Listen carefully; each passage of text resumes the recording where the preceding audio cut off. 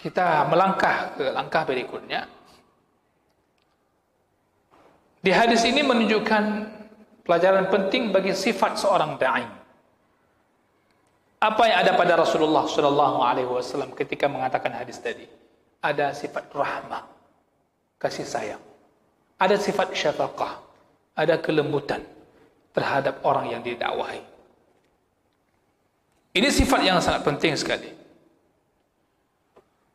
Melihat perkara dakwah, mengajak manusia kepada Allah Ta'ala, maka manusia itu Allah perintahkan sebagaimana perintah Rasulnya SAW. Seandainya dia bersumpah terhadap satu sumpah, kemudian dia lihat kalau menarik undur sumpah sebelumnya itu lebih baik, dan jalan menuju kepada ketakwaan kepada Allah Subhanahu wa Ta'ala, maka hendaknya dia memilih jalan yang menuju kepada takwa kepada Allah Subhanahu wa Ta'ala. Baik tak ke ni lo kalau tumpah. Lanjut. Kita lihat setelah itu ada jalan menuju kepada takwa kepada Allah, pilih jalan takwa kepada Allah. Ini kaitan dengan bab. Maka hendaknya dia mengambil jalan yang mengantarkan orang itu kepada takwa kepada Allah, dan dia meninggalkan apa yang telah dia sumpah sebelumnya. Ada orang ilong hanjut aku. Ilong kalau sumpah jamun. Pokoknya kalau sumpah ilong munyong halang lunjak masjid. Temayang remah tapi. Sumpah. Dengan alasan saya tak boleh melanggar sumpah. Tinggalkan yang sebelumnya menuju jalan takwa. Ini bagian daripada rahmat dan kelembutan Rasulullah SAW kepada orang yang bersumpah. Kenapa? Karena yang Nabi tadi arahkan itu merupakan jalan menuju kebaikan untuk mereka. Yang kadang sudah bersumpah sebelumnya, halang itu je pupuk apa, kerana kali sumpah pula. Oh, tidak demikian. Maka dalam riwayat Muslim bahasanya fara'a ghairaha khairan minha. Setelah orang itu bersumpah, dia melihat ada yang lain lebih baik daripada yang sebelumnya dia sumpah. Falyatil ladzi huwa khairun. Maka hendaknya dia datangi perkara yang baik itu. Wal yatruk yaminahu, dan dia tinggalkan sumpahnya tadi. Karena takwa ini tentu tujuan utama kita hidup. Dan sumpah tadi kita tinggalkan demi takwa. Hadirin yang saya muliakan,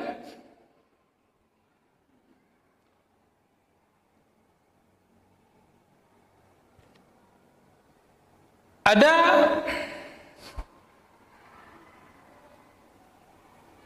banyak kisah berkaitan dengan sumpah yang terjadi di antara sahabat Nabi SAW.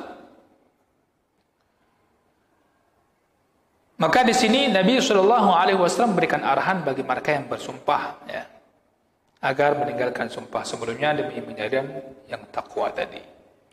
Baik, berikutnya kita melihat yang lebih baik itu ada kalanya dari sisi pahala dan banyaknya pahala. Maka dikatakan ketika lihat ada perkara yang lain yang lebih bagus, artinya lebih banyak pahalanya, ya, maka kita ambil yang lebih banyak pahalanya. Atau ada kalanya perkara dunia, kita lihat kemaslahatan secara dunia ini lebih besar,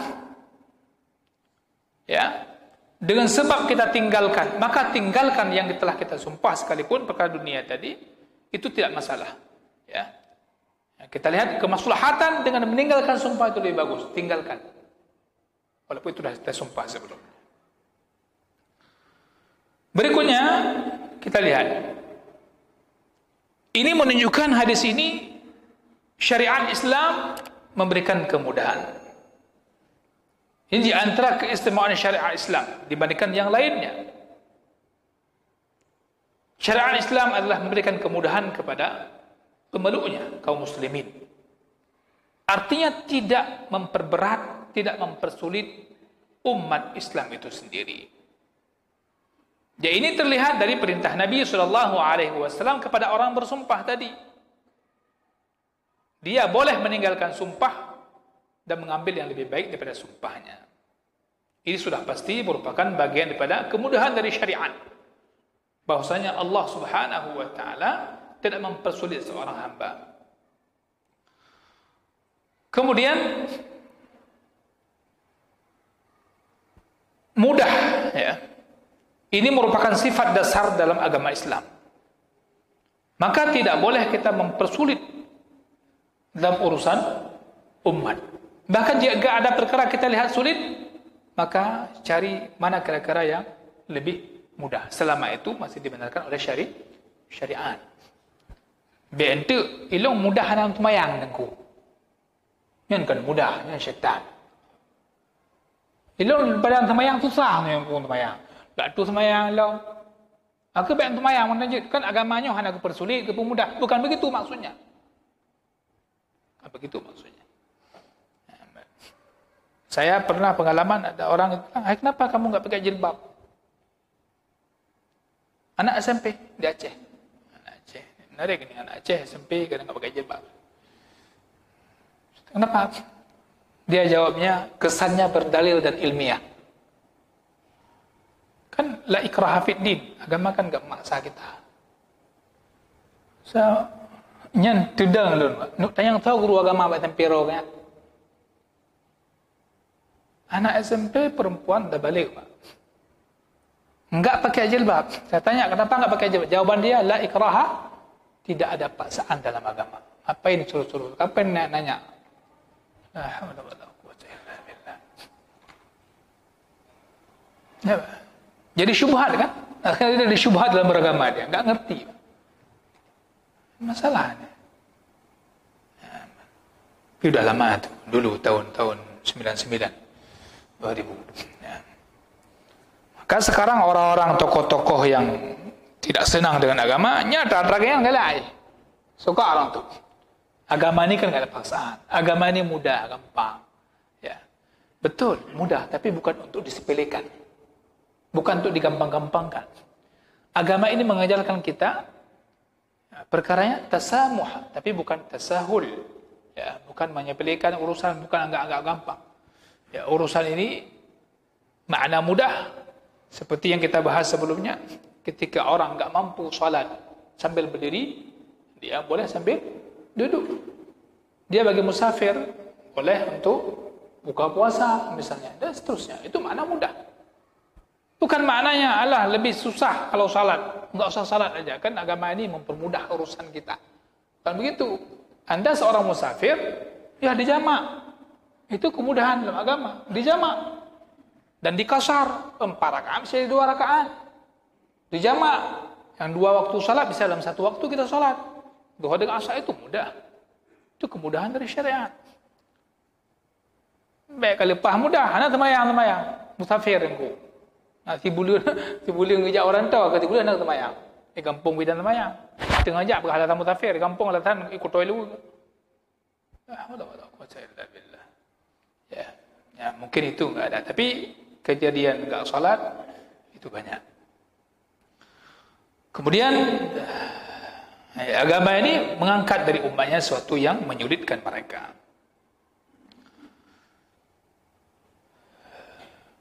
Berikutnya kita lihat di antara sifat seorang muslim yang didakwahi, dia mesti mendatangkan sesuatu yang lebih utama dari perbuatannya ketika sudah diberitahu kepada dia ada yang lebih utama. Walaupun sebelumnya dia sudah bersumpah. Karena agama datang dengan menyampaikan ini ada yang lebih utama. Makna lebih utama ada, lebih banyak pahalanya dan sebagainya. Maka lakukan itu. Itu kewajiban kita yang mendengar sebuah ajakan dari syariat. Maka menyelesaikan, menarik undur sumpah sebelumnya itu lebih baik dibandingkan sumpah itu terus berlanjut dalam waktu yang lama tapi belum diselesaikan. daripada menunda-nunda sumpah. Sudah sumpah tapi ditunda-tunda terus. Lebih baik itu dibatalkan sumpah sebelumnya dengan melakukan yang lebih utama.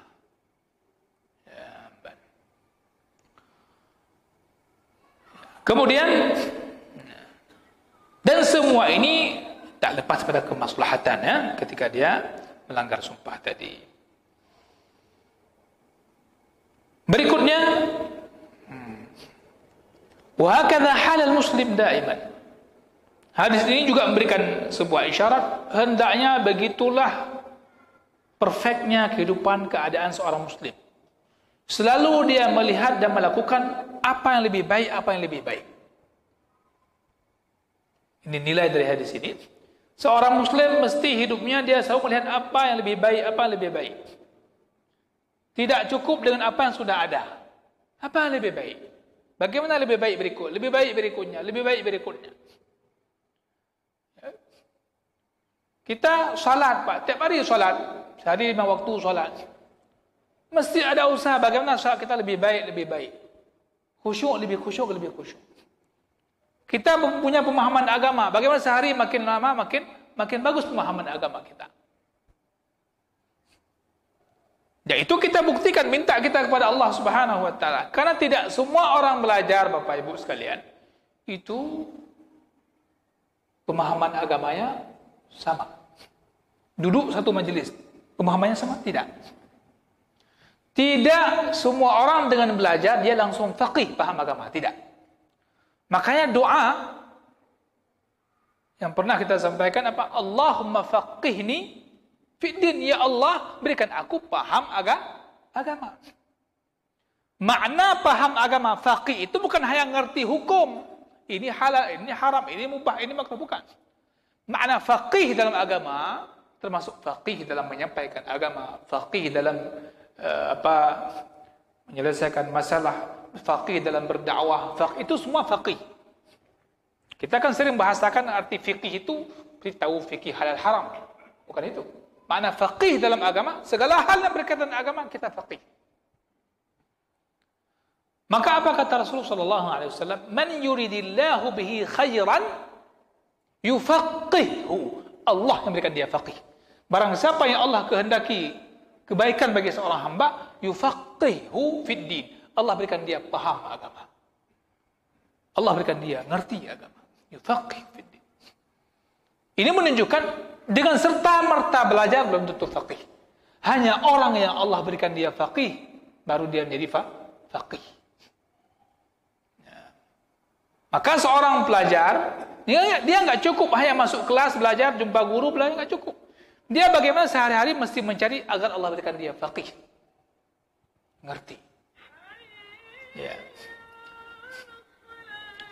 Nah, kemudian di sini kehidupan seorang muslim mesti senantiasa melakukan perkara yang lebih bagus dari hari ke hari. Sampai berkata pun dalam berucap, berbicara, bagaimana makin hari kita selalu memilih perkataan yang paling bagus. Maka Allah katakan, wa qul li 'ibadi yaqulu allati hiya ahsan. Allah juga mengatakan, alladzina yastami'una al-qawla fayattabi'una ahsanah. Maka Amr bin As radhiyallahu an mengatakan, laisal aqil, bukanlah dikatakan orang yang pintar, orang yang berakal itu, orang yang cerdas, man ya'riful khaira min asy-syarr, yang tahu mana yang baik di antara perkara yang buruk. Akan tetapi orang yang akil dikatakan berakal, orang yang cerdas itu adalah orang yang tahu mana yang lebih baik di antara dua yang buruk. Kalau tahu yang baik ini buruk, mudah. Ini baik, ini buruk, pilih aja yang baik. Tapi bahkan orang yang cerdas itu, ketika ada dua perkara yang buruk, dia bisa memilih mana yang terbaik di antara dua yang buruk. Ini faqih. Ketika dia lihat ada dua perkara yang mudarat, dia mesti tahu mana yang lebih ringan mudarat. Itu faqih.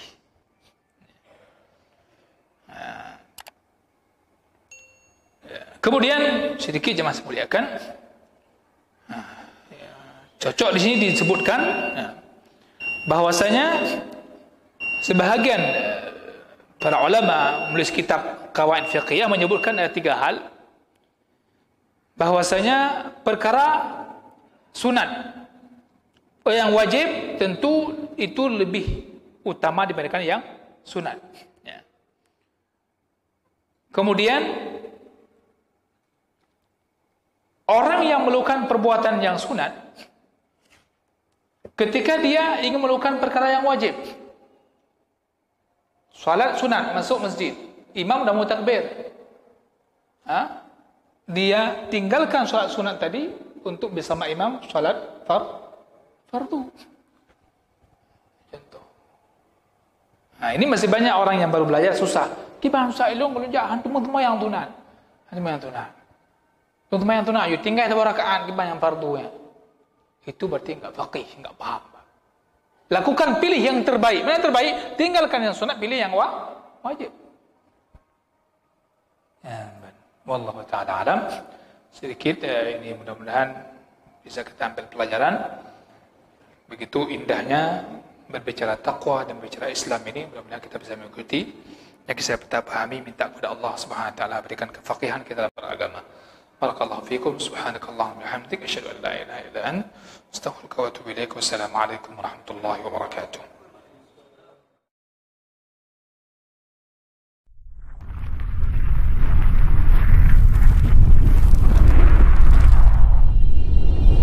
Thank you.